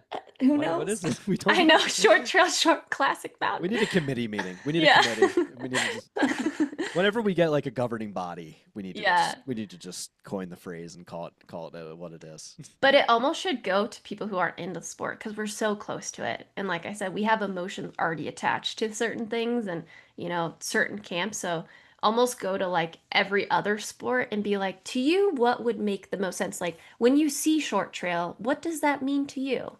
You know? And when you see long trail, what does that mean to you? And all the fun things. I think that would potentially be the committee. Yeah. Yeah. No, I agree. I agree. So So we're we agree tabling this one. on being confused. Yeah. Put a pin Yeah, in it. Yeah. well, I mean, we'll make an effort to start saying short trail. So if you start saying short trail, I mean, to the point of our collab, folks, there's only 2 podcasts right now It's true. It's true. that focus on this. Not super deep when it comes Yeah. to short trail podcasts out there. Yeah. But we're all you need, so. Yeah. That's right. Oh man, I feel like we covered a lot in this first little bit. It might, I mean, we might cut that halfway. Yeah, we might have to cut this one too. So if you guys are listening, you're like, what the hell? This is the beginning of the second podcast. Do we want to switch to, so we have 2 topics left, athlete longevity, and then athletes who are on fire. Yes. Yep. So yeah. Huh, Athletes on athlete fire. longevity. I Yeah. think we start with that. I think we close it out with talking Yeah. about the people we love and the people that are crushing it in this sport right now. Yeah. So I'll kind of do a couple thoughts on this. It's interesting having like Tim Tollefson as like a friend slash mentor because he's said this a couple times and he's said it on like free trailgating as well. If he had the opportunities that now short trail athletes have, he probably would have focused on the 50K distance longer because he loves it. It's like He's great very for good his at strength it. that he's very good at it. I can't remember the last time he's lost a 50K. But when he was coming up in the sport, all the money was in ultra running or Was still long barely jump. anything, but it was something. Yeah. And so now that there are opportunities and athletes do have the option to focus on short trail or long trail, um, I'm just trying to think of like, does that really extend your career? Because you take something like Golden Trail, last year they were asking you to do 4 big races plus a final, which was a prologue. So like if you really committed to the series, that's 6 races alone, not a, you know, and there's probably other stuff on your calendar. So it's like, yes, we can race more often, but what is that? How is that any different from someone doing 2 ultras in a year, you know? Yeah, I think this is an interesting point because I do think that short trail offers more longevity in theory. Like I look at Judith Wider, I look at Joseph Gray, I look at trying to think, oh, even I mean, even Killian, like if you look at his career, he's either running short trail races or he's doing like 100 miler a year, you know? Um, so I think that it's like because the races are shorter, you're not you might be racing more frequently, and maybe that can take a toll over time if you're not taking care of your body, not eating enough, overtraining, etc. But you don't get as many like big serious shocks to your system, like rhabdo or heat stroke, you know, like at Western States, or just like having hallucinations at UTMB. I don't know, like stuff like that. Like that's serious stuff that will stick with your body for the rest of your life. Whereas just like kind of beating the crap out of your muscles every 2 to 3 weeks, I don't think has the same effect on your body long term. I agree. I think we've entered the phase now, and I think you're starting to see the beginning of it. Like you're seeing Max King. I think Max King is 45 years old. Joe Gray's 41, 42. Um, Andy Wacker's a bit younger. He's 36. Judith is, like a lot of these athletes have been, Killian can't be anything older than 36, He's like 37, 38 or 38. 37 or 38. Yeah. Okay. So you're starting to see, like, I think with these specific athletes that have been around the game for a long time, I think it's a career. Obviously. My question is, and to piggyback off that, with more money flowing into the sport, all these really high end athletes coming out of college and going into trail, will we see more? I think two things. Will we see more of a career trajectory where these athletes stay in the sport for 10, 15, 20 years and then maybe go into commentary, do something different? Like, will it be a true, um, like a true profession, like in a lot of ways? Whereas, like in the past, it's been more one-offs, where it's been less of a profession. People are always doing something on the side or having full-time careers while they're in their trail lives. Will we see that, or will they be moving up in distance and continuing their careers that way? Or sticking around sub ultra where you can do that and stay in the career that way. So I think there's a lot of questions as we start to professionalize even more so into the next 5 to 10 years of the sport. Well, and I think another like point to add to that is kind of to bring this back to like the very top of our discussion is the UTMB effect. I think that unfortunately the UTMB effect incentivizes people to move up quicker than they would have even like 2, 3 years ago. Like Golden Trail was the premier short trail thing to do. You made a lot of money doing it. You were incentivized because they would pay you to go to the next event, or they wouldn't pay you, but they would help you get there, stuff like that. Whereas now it's like, you could make your career off of OCC. So you race 50Ks to get in. And then it's like, oh, well, I've done OCC. Could I do CCC and like make a little bit more money from my sponsor because my sponsor's probably like giving me more money for this race because it's further. And then it just like, yeah, I think that that might change what we see in the next couple of years. Like I even look at somebody like Roberto De Lorenzi and I feel like he's already like moving up uh because there's more financial incentive in these like 50K plus distances than there was like 2 years ago. Yeah. I don't know how you feel about it, Dani. Yeah, Roberto's been running trails for a while though. I know he's younger, but it's kind of like that classic, like your training age versus like your actual age. I've seen that come up a handful of times. Yeah, definitely. But Um, he's not making a possibly not making a career out of short trail like some of these other athletes have. He is moving up, you And know. Francesco's a great example. He moved Yeah. up recently or semi recently. Yeah. yeah, I think it comes back to the sponsors, honestly. Yeah. Because to I think that me, dictates a lot. it like is very clear that we can speculate that they're taking very good care of Remy Bonnet and Sophia Lockley, both coming off of overall wins of the Golden Trail World Series, the Premier Short Series. Granted, they are the title sponsor, so that's clear that that's what they're into. Versus other teams that appear to be ultra heavy. I'd have to like see every name on their list. I And mean, I'd just, say it's probably most brands are ultra heavy outside of maybe Solomon. And And even Brooks. yeah, Solomon's pretty ultra. Yeah. Yeah, Brooks is kind of changing the game a bit, but yeah, no, definitely. Um, so yeah, it's hard. I think when it comes down to it, it's always money. and depending on like your own personal values and like what you value in that moment. So like, yeah, like nothing against Tim Tolson for choosing what was going to support his life at the time, right? Right. And provide for himself and his wife and stuff like that. I personally didn't get paid for years because I didn't want to move up. And, you know, it was kind of like a long time coming. Now I'm reaping some benefits from it, but it was like almost a decade's worth of investment on my end and being admittedly very stubborn.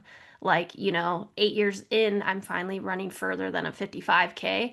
And during those 8 years, I've seen women my age like have really big years and then disappear, you know, Yeah. because it was just too much. Um, so yeah, I think it comes back to like what you really want to do, right? Because like in the track and field world, you have people that never run further than 100 meters for a race and make a ton of money. And then you have people that are marathoners, never run further than a marathon. They'll never run a 50K in their life, and make tons of money. But again, that's all the sponsorship backing and having I them. also, oh yeah, keep going. Sorry. Oh, and just like kind of choosing your battle and Yeah. meeting the industry for where it's at in this moment. And now we're finally at a point where short trail athletes can make, I don't want to like say like just as much, very close maybe. I don't think it's completely equal yet. Yeah, Well, so I think that is geographical in some ways yeah, because I think as a US short trail athlete, you have way less opportunities to make money like at short trail races just because we don't have as many. But if you're a European short trail athlete, instead of being like, okay, I'm gonna go run UTMB and try to win and make 20K, you're like, I have a race in, the town next to me every other weekend and I can just make $2,000, $2,000, $2,000, 2,000. So it's like, you're totally I right. think, yeah, I think it depends too on where you live. If you can kind of make those decisions of like being Judith Weeder and being like, I really enjoy short trail. So like, I'm just going to race all these local races and make money. Whereas like for us, it's like you got Broken Arrow, you can make some big money. And then after that, it's like, I got to go to France to make money off of a short trail race. So it's like way more of a commitment. And if your sponsors aren't behind it, you're kind of out of luck and you got to move up almost. Yeah. And I Yeah. don't want to say like, I mean, it's this is a difficult thing to say because obviously a lot of ultra races are extremely competitive, but I just think the depth when it comes to sub ultra, as far as just like athletes you've never even heard of, just being so good. There's just so much depth. It's so much harder, I think, to win something like that. Not that it's not hard to win. Obviously, it's extremely hard to win like a UTMB or something like that. But like, I'll if you were back to that comment. yeah, if you're taking your average, if you're taking your average ultra race versus your average sub ultra race or something like that, I think the depth is just it is so competitive. So it's a harder payday, harder to make that money, if you will, if you have the slightest thing go wrong. But then again, the slightest thing could go wrong in ultra. So maybe I'm just yeah, I don't know. No, No, it's yeah. I agree with everything you guys are saying. So Yeah, it's definitely it is interesting also just thinking of the lens because like sometimes I'll like during this injury when I didn't know when I was gonna race again and I'm like, okay, I haven't made money off a race in 8 months. And so going into May before Broken Arrow, I was just Googling, I'm like, prize money, trail race, like marathon as like a tune-up for Broken Arrow. And the only things I could find was like, if you break the 100K record at our race, if you break the 100-mile record at our race. And I'm like, okay. Or what's it called? Or just like place in like the 100 mile. And it's like, and we also have a 25K. And I was like, dang it. Just like trying to find something too. It's little to none, which is pretty tough. But yeah, at least give me like a block of cheese like they do in Europe. or some prosciutto. Yeah, Yeah. yeah, yeah. 6 pack of beer in Germany. Like every race, you're getting beer. Yeah. I think it was Manuel Morales. Like he had posted like a thing of prosciutto he had won like in Spain. I was like, oh dude, like Yeah. that's That's the good sick. stuff right there. That's not bad. I do have one question, and this is a conversation I actually had semi recently, and this kind of goes to the geographic distribution, but this is more geographic distribution for contracts. Um, I had this conversation with Dan Kurtz when he was kind of coming up, and obviously Dan Kurtz is one of the most talented athletes to ever enter a sport in a lot of ways, and just having him come in and having a really hard time being from the Northeast and trying to get signed. Whereas it's a little, I feel like it's easier being in Boulder, being on the Front Range of Colorado, being in California, being maybe in the Pacific Northwest, where a lot of the brands are located. Have you guys seen this, or are you like, what are your thoughts on I just geographic in America? I would agree with that. I mean, because I think that sponsorship is a lot about who you know, who you're rubbing elbows with, and a lot of the like athletes on the Northeast just don't get that same exposure because I mean, the US is freaking massive. So just being like, well, why don't you just go run the races in California? It's like that's a lot of money, like it costs just as much to travel across the US as it does to go to Europe. So I'll go to Europe where people still don't know me. I think it's definitely geographical. I think um, you know, I've seen a lot of big bias like in the Boulder community, like of just people getting sponsored because they know the right people. But definitely I would say it's more of a West Coast, central to West Coast kind of heavy sport in terms of like finding those opportunities. Yeah. Oh, for sure. 100%. I think that's why like something like an uphill championship or something like where you're bringing the regions together. Because yeah, to EmKay's point, it's like the US, North America's ginormous. Big place. The US is ginormous. Like to be able to bring athletes to actually like have them, duke it out against each other, like East Coast, West Coast athletes, so sponsors could see that would be really, really cool. Because yeah, I've also run on the East Coast. Those trails are freaking treacherous, man. And like watching the Cirque series stories of the ones you guys just did, I was like, oh my gosh, like you really have to keep your eye on it. Centipede Scramble with the US Championship, like having videos on it to show like how gnarly it is. But yeah, I think that's honestly just it's a very similar, what's it called? Like to the Silicon Valley, like if you want to work in tech, like you're trying to get to Silicon Valley. There's like other tech hubs starting to show up because California is freaking expensive.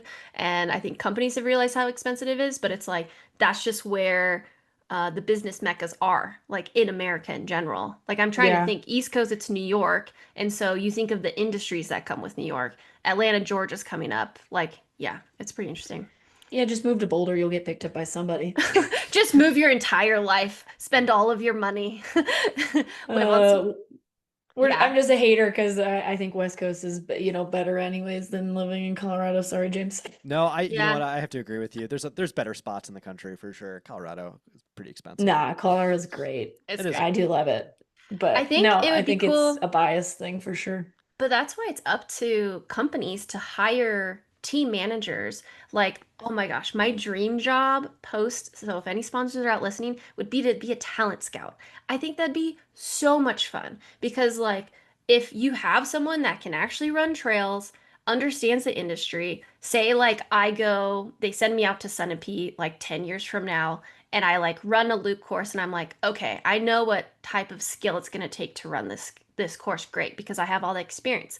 The race happens, I'd be able to be like, that's an impressive performance. Let's talk to that athlete. So, like, having a town scout or reps or whoever's making your team decision so well versed in the space that they can identify like that sleeper talent that's coming up, that'd be so cool. Absolutely. On that topic, did you know I can't his name escapes me. Courtney Coppinger and I were just talking, and whoever put together they basically for this year, they put together a team of more developmental athletes on the Brooks side. That's where your Taylor Stack, Sydney Peterson, a lot of those athletes we'll talk about in a few kind of came from, and they kind of stacked it out based off of athletes that have a lot of promise and will develop and things like that. And they kind of built it around that. And I was like, ooh, whoever had an eye and picked those athletes, like Crushing it. bravo, like really Yeah. good. Yeah, I love that Brooks is really investing in the sub ultra side. Yeah, because it does seem hard for athletes to, or for teams to invest in up and coming talent in the same way. And Brooks has just like sent it this year on like most of the team. Well, even Courtney, because I believe she Yeah. was running with Under Armour before. Yeah. Yeah. Mega pickup by them. Like Yeah. also like just identifying that talent. So yeah, whoever that person is, female Hit or us up. We male, just want hit to us up. chat. We want to chat. Yeah. We want to chat. No, I All love it. right. I guess I in know some, we only, if you run short races, you probably can have a really long and successful career. yes. You might come up in the industry it's a little tougher to negotiate contracts, but keep at it. And remember, whenever you're negotiating, you're also negotiating for the future of short trail. So Very true. wrap that sucker up. Wrap it up. I know we only have a couple more minutes left to record here, so we should do some mid-season honors. Let's do it. Let's do it. I'll hop on this one for just for the US based athletes. Just some names that have popped up. There's quite a list. So and if we've left anybody out, like that's not like we love you all. No disparagement. Like there's so many amazing performances this year. So far. Noah Williams I had on the list, Anna Gibson. Big shout out to Ryan Becker, who literally just won Speed Goat this past weekend. Andy Wacker, Jane Moss, Grayson Murphy, Jen Lichter, who also just won Speed Goat 50K and set the course record. Absolute monster performance. Eli Hemming, David Sinclair, Joseph Gray, Christian Slim Reaper Allen, Cam Smith, David Norris, and Claire Rhodes. Is there any like specific people we want to pick out, talk about some performances, anything that jumps out to you guys? Dani and I talked about this a little bit on our last pod, but like big Jen Lichter year. And like I know Free Trail just did their kind of mid-season Troy watch. Jen Lichter should have been on that list. Like she is knocking it out of the park this year, and I think I just saw that she actually dropped out of OCC to focus on World Championships and get ready for that, and that gives me chills a little bit, if I'm being honest. Is Jen Lichter, I mean, she's I would say the best mountain 50K runner arguably on the planet right now. Like one of the best, if not the best. Don't even get me started. I talked about this on the pod too. I said, Jen, why are you not in short trail world championships? I'll forgive you for doing long trail, but Crushing. oh, Yeah. I think this year at this point, she is at the top of the list for sure. Meow Yao just Yeah. had a big win at Val d'Aran on a really technical course. Great battle against Sylvia Nordic Star. So I think if Meow backs that up with a huge OCC, then they're definitely like tier to tier. So yeah, that's the only other like performance that comes straight out. Tony McCann also had a great course record performance at Lauriello, but I'll just call it what it is. I think that course record was weak on the women's side, yeah. and she did it without pressure. So I think if she had a little bit of pressure too, I'd also put that like right there. But a course record is a course record. Yeah.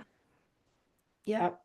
Um, Um, but I wanted to call it. So yours was Jen. yeah. I mean, Anna Gibson, I don't know if she was on that. I mean, she's just an obvious pick. Yep. But the two of them together, because this is North American focused, US based, are in my top tens currently if I were to vote for Troy right now. Just both have had super fire years. And Anna's most impressive performance to me was the Zagama Sunapee scramble back to back. I just like having to run that race, just incredibly difficult to like come back and beat that field with that much dominance. Just yeah, I think that was such a stellar performance. And then the VK just leading with how short that race was, absolute fire there. Yeah, absolute, yeah, crusher. I gotta say, I gotta give Ryan Becker. Like Ryan Becker has become a friend over the last few months, and I just have to say, like, sing his praises. This one, along with the Broken Arrow 46K coming on the podium there, in third place. I have to sing his praises for finally getting a big one at Speed Goat. Now he's a forever Speed Goat champion, which is pretty cool. And I think Ryan has been searching for that big win. I think in his on his resume, that might, as he's very much so searching to try and get a contract and kind of move into that area in his life. And I hope this is the one that does it. So I definitely got to give some giant praise to Ryan Becker. Ryan is not sponsored. No. What? Yeah, we got to put that one out there. Like, yeah, if you're Wow. an athlete manager listening to this, like give Ryan Becker a call. You want to talk about consistency in this sport? Like that man has been on like every podium of a 50K he's ever ran, it feels like. Yeah. He Wow. rarely misses. Yeah. Holy and then cow. like top 10 in the, like I think he was 8th at the Broken Arrow Ascent. Yeah. Like so consistent. Like probably like if we were to have when it was all said and done, if we had like a Hall of Fame, like Ryan Becker is like probably in our short trail Hall of Fame. Always there. At the end of the day. Yeah. So yeah, definitely someone that Dang. should Was be he on ever this team. sponsored? No, I think I think he worked with Speedland for a little bit, but that was kind of it. So yeah. Okay. yeah, Wow. Well, sponsors, if you're listening to this, we just scouted you. yeah, I just You did your know, work for you. he did, There yeah, you go. did your work for you. Um, Amazing. All right. I do real quick want to give a shout out to Christian Allen because Danny and I 100% counted him out for Sunapee Scramble. Oh no, or sorry, for the VK because of his performance at Sunapee Scramble, and he came and backed that up with a massive day at the VK and then a great day at Golden Trail 2 days later. So I'm here for Christian Allen stock for the rest of the year. It's on the up. yeah. What did you call him? Christian The Slim Re Sleeping he calls Allen? himself Slim. Oh, So I Yeah, call him the Slim Reaper. It's off of I like it. it's I think it's Kevin Durant's nickname from basketball. So I kind of Gotcha. rip that off Gotcha. of Kevin Durant. But yeah, no, you know what? Christian's another one. Like just yeah, I very much so felt the same way after Sun Up. I was like, man, is he coming back too soon after the stress reaction in his leg? And Yeah. sure enough, like I love the way he races. So aggressive. Like puts Yeah. himself in the race, sticks his nose in it. Yeah, Christian, big fan of Christian. Uh, Cool. you guys want to talk Some international? Yeah, we can do a quick little international rundown. Some athletes that we had listed for mid-season watch were Remy LaRue, Lucas Errol, Madalena Floria, Elhuzine El Azawi, Patrick Gipnieno, Philemon Ambogo, Joyce, Lauren Gregory, Lucille Germain has been crushing the Skyrunner scene. Joylene Chepnieno just won Mont Blanc Marathon. Sarah Alonso feels like an obvious one to me. Luca Del Piero, Jose Quispe, and Kimmy Schreiber. Any names that you guys want to chat about real quick? Um, well, if I were to have a top 10 Troy right now, Sarah Alonso No would be question. my number one, to be Yeah, honest, easily. across Yeah. the board. Just like super, super fire year, and just really bummed that she had an incredibly freak accident with a cow charging her and her breaking a rib. But she's hitting the cross training, and as we know, Sarah is an incredible cross trainer. And I think she's actually talking to her recently. She's hopeful she will come back for OCC. Recovery's going really well. And I just think it's her year in OCC. Like, it's going to be a freaking hard race with the likes of Meow Yao, Judith Weeder, Sophia Lockley, Joylene Kipnego. But Sarah's just like so on fire. It would be really hard for me to bet against her. And, she's been through the ringer these last couple years. But she just always gets up. I'm just a big fan of She's fighters, so hungry. she's hungry. Yeah, that's my Yeah. shout. I would give a shout out to Joylene Chipniano. Obviously came on the scene last year when she won Sears and All. She ran one Golden Trail race this year, I think, at China. But then hasn't done anything since. But she did show up at Mont Blanc Marathon, which we talked about having a 10 grand prize purse for first place. And I was really impressed that she beat Judith there. Like it was a long race for her in my head. And so I still don't understand how she's in OCC. That's a whole nother conversation about UTMB, but I am excited to see her mix it in with those women. And on that note, we did not mention his name, Davide Magnini, Yeah. on the comeback train, Back from the also dead. won Mont Back Blanc from the dead. Marathon, back from the dead. Like I'm imagining he's not an OCC unless he qualified last year and we just don't know it. Which we could because there's so many races, but would love to have seen him in that field. Yeah, he's a monster. And like to especially to come back after, all that time of injury. Like to Yeah. one I do want to shout out Lucas Earl. Like super impressive performance at Broken Arrow. Um, I just think he's so young. What is he, Danny? I think like 20, 21, something like that. I I think remember he's from 20 because he wasn't able to check into his hotel. Okay. Wow. Yeah. So a lot of opportunity there, young athlete. So it's going to be cool to see, see what he does. Yeah, no, I couldn't agree more. And our last of this, I don't know, saga of a podcast. Marathon of a podcast. We have a rising star slash keep your eyes on slash breakout star category. Athletes that are catching our eye, having a breakthrough years. We have Alexa Aragon, Ruby Lindquist, Marie Neve, Mason Copey, Taylor Stack, Courtney Coppinger, and Sydney Peterson. And this is obviously a little North American heavy because we Yeah. just are, I feel like Yeah. we're on fire this year in terms of like depth in short trail in America. So a lot of rising stars we got here. I just got two I'll call out really quick. Mason Copey, what a season so far. Podium at Sunapee, got him, got himself his ticket to Worlds. Has just had he won the Kendall Mountain Run in Colorado. I forget if he won. I don't know. I can't remember if he won Cirque Series Snowbird. I knew he was there. I'm sure he won. Was If not, he was on the podium. He's Just definitely on the podium. Yeah. super consistent and just has like really achieved a new level this year with all that hard work. So it's going to be very cool to see him on the Worlds team and what he's going to be able to do with the rest of the season. Big fan of Mason Copey. And then Taylor Stack as well. Another one podium, printed his ticket to go to Worlds as well at Sunapee. Has had a great race at the Broken Arrow 23K. Yeah, and then if somebody wants to take Courtney Coppinger, that's another one that stands out as well. You want to take that one, Danny? Those were honestly my three. I Sorry. couldn't agree more. No, no, it's great. I think we're all on the same wavelength. Courtney, I mean, she was a track professional for a little bit, got into like the tech world, started to kind of mess a little bit with trails, was originally sponsored by Under Armour. Uh, I think then moved directly to Brooks, or probably had a small hiatus between that, but won the GoPro 10K this year, was fifth at the Sunapee Scramble, and is now on our Team USA. And I think she's just like such in a good spot in life. Like, we crossed paths briefly in Santa Barbara, and she just like she's radiating positive energy, and I think that's really just like translating into her running. When you're happy, you run well. And yeah, she's absolutely crushing it. I can't wait to see what she does at Worlds, honestly. Yeah, I'm such a fan. Yeah, it's going to be very cool to see like what she does with the rest of the year. And And I'll give a quick Alexa Aragon shout out because I don't really know how serious she is about getting into this, but Alexa Aragon is the sister of Dani and Christina Aragon, I that's think right. both of them, Yeah. who are huge track stars. I imagine Alexa was probably one too, if I had to guess. And she won a Cirque Series race very recently, which we love. We love seeing like college track stars coming out here and crushing Cirque Series races.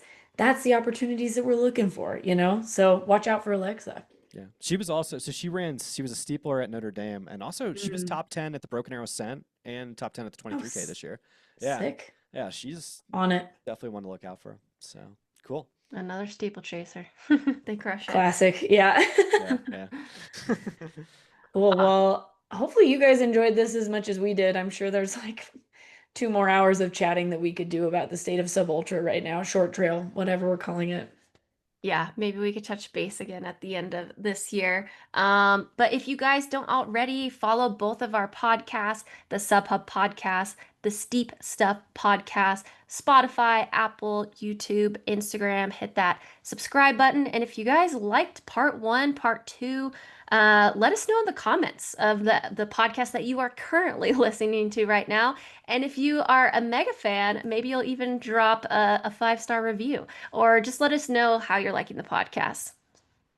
Yeah. And let us know if you want us to do this again. And if so, what topics do you want us to cover? Because We should I'm source sure some. we could, yeah, I'm sure we could come up with some stuff. So Oh yeah. No, we could do a lot more conversations.